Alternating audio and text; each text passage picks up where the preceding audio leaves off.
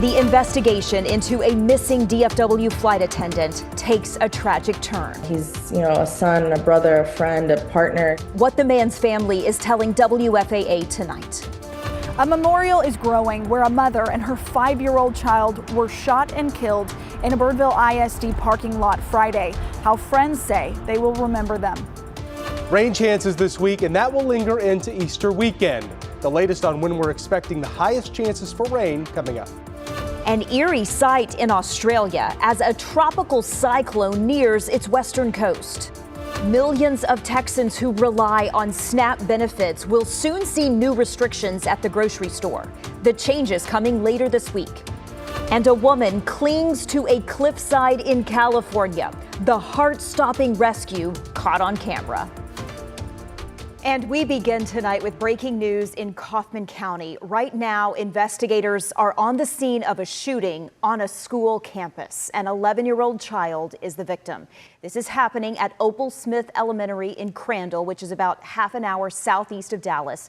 WFAA's Luke Clary just got to the scene, so tell us what you know so far, Luke. Teresa, this appears to be a tragic accident. According to the Assistant Chief of Police here in Crandall, we're still awaiting an official update from the police, but I can share with you some preliminary details from my conversation with the Assistant Chief when we got on scene here. He said that the victim is 11 years old and is believed to be a student here at Opal Smith Elementary School, that an officer is on the way to a hospital in Dallas to learn the condition of that child. Neighbors in the area say that the child was life flighted from the scene, to give you some sense of just how severe this could in fact be. But we are, again, still waiting on the exact condition of that child. I asked if there's any information regarding a suspect or if there was any ongoing threat to the community, and that is when the assistant chief told me that this appears to have been an accident. He also said that he believes that this investigation will not hinder instruction here at the elementary school tomorrow. He believes that that will continue as usual. And so there's still a lot of question marks here in this early stage of the investigation. We could see some folks here that appeared to be parents waiting in the parking lot, very much in the same shoes as we are, hoping to get more information as it became available. We don't know whether this shooting happened on school grounds in the parking lot, whether it was potentially another student that was involved. So Teresa, as soon as we get more information here, we'll be able to share that with you online and just as quickly as possible. But the important thing to know, I think, for parents in this area, in this neighborhood, we're right in the heart of the Heartland neighborhood of Crandall, is that police say there is no ongoing threat here to the community as we await the condition of that 11-year-old who was injured in this shooting. Luke Clary live for us in the Crandall area tonight. Luke, I know you'll continue digging for answers. Thank you for your live report. Also tonight, emergency crews from Louisville spent much of this evening searching for a person who went underwater at Lake Ray Roberts and never resurfaced. Teams from Pilot Point and Denton helped in this operation near Isle du Bois State Park. We know that crews used sonar technology to scan the lake tonight and that those search efforts will continue tomorrow. We are working to try to get more details on this story, and we'll bring them to you just as soon as we can. Fort Worth-based American Airlines saw one of its Chicago-bound flights from New York diverted to Detroit today, and it was because of a disruptive passenger. The airline says Flight 2819 was able to safely land in Detroit. Medical crews and law enforcement agents were waiting for that flight at the gate. Airport police and the FBI also responded to investigate this incident. Tonight, the father of a missing American Airlines flight attendant tells WFAA the body found in Colombia on Friday was indeed his son. Eric Fernando Gutierrez Molina was based at DFW Airport. He disappeared during a layover in Medellin, Colombia last weekend. Loved ones believe Molina and a friend may have been drugged. And if he was drugged, it wasn't like he was looking for that. Exactly.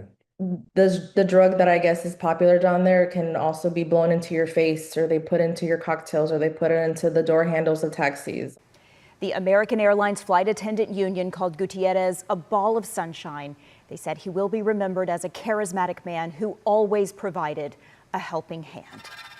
A Good Samaritan was hit and killed on Highway 67 in Dallas County, just trying to help victims of another crash. The Dallas County Sheriff's Department said it was about 6:30 this morning on southbound 67 between Daniel Dale Road and Main Street. They say a driver got out of a car to help a crash victim, and then they were struck and killed. The name of the person who died has not yet been released. Dallas police have now identified the man detained during yesterday's No Kings protest downtown. Officers say 57-year-old Chad Rogers was arrested and charged with assault against an elderly or disabled individual. Our chopper captured some tense moments between demonstrators and counter-protesters. Thousands of these No Kings rallies happened all across the country on Saturday. They were protesting various Trump administration policies. Let's take a live look over Dallas on this Sunday night. North Texas gearing up for warmer temperatures and also the potential for showers in the week ahead. Senior meteorologist Jesse Hawila is here, but a little bit of good news. It looks like at this point Easter could be nice and dry. That's the hope. I hope we can clear the rain out of here. I think Saturday before Easter looks pretty rainy, but I think Easter Sunday can be okay. That's good. We don't like soggy egg hunts. No, there's a lot of things going on Easter Sunday, and a lot of people will be out, and we don't want the rain around. We need the rain. It's such a tricky thing because we want the rain because we need it, but we want it to be the right time, and I don't think Easter Sunday would be the right time for that. 73 in Fort Worth right now. South winds at 13 miles an hour. Clear skies across North Texas tonight. Not nearly as cool as it was this morning. We fell into the 40s this morning. Tonight, tomorrow morning, it's low 60s. 61 degrees in Denton, 62 in Dallas. McKinney, 63. The normal low is 51. And we'll be just a degree or two warmer tomorrow afternoon than we were today. It was pretty warm today for this time of the year. Our normal high is 73. We'll be back in the 80s again tomorrow. 85 in Dallas, 82 Decatur, 83 in Mineral Wells, 84 in Sulphur Springs, and 85 in Canton. It gets even warmer, though, by the middle of the week, and then rain chances return by Wednesday. We'll time out each day's chance for rain. We'll talk about the entire forecast for Easter weekend. It's all coming up. Looking ahead now, Fort Worth ISD's newly appointed Board of Managers will meet for the first time this week. That meeting is Tuesday. 9 new managers and a superintendent were installed by the Texas Education Agency last week.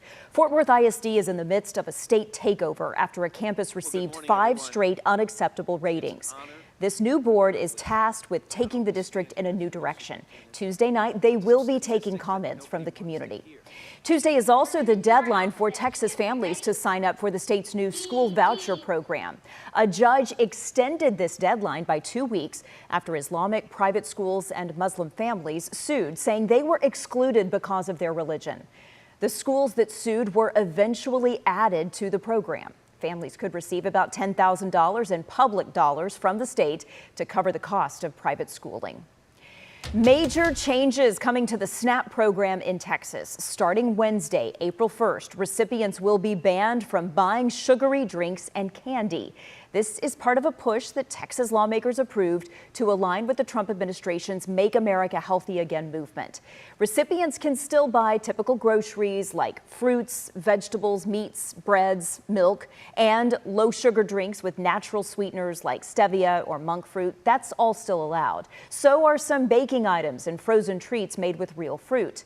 However, candy and drinks with more than 5 grams of added sugar are banned as of Wednesday.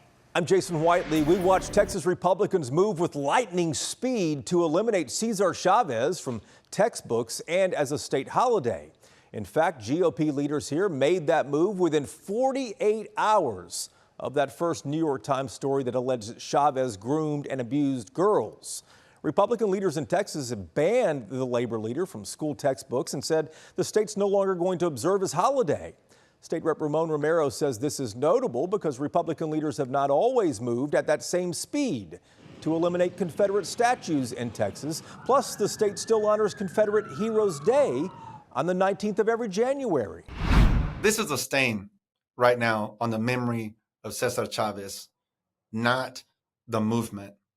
The Confederate statues that are still on our grounds, whether that be the county courthouse or the state capitol, those are still stains on our reputation nationally. That too will change over time. For now, I would certainly invite Governor Abbott to just start with one monument, and I'll join him whenever he wants to take down a sign of Cesar Chavez. Romero agrees that Chavez should not be honored in light of the abuse allegations, but Romero is insistent that the purpose of the farm workers movement should not be lost in all of this controversy. Our unedited conversation with Romero, like all of our political interviews, available for you to watch anytime.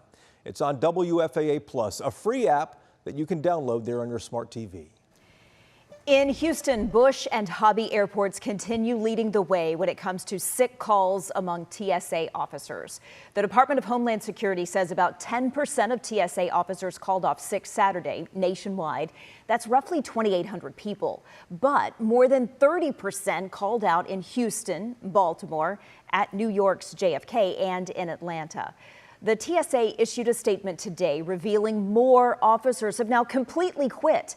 That number is now in excess of 500.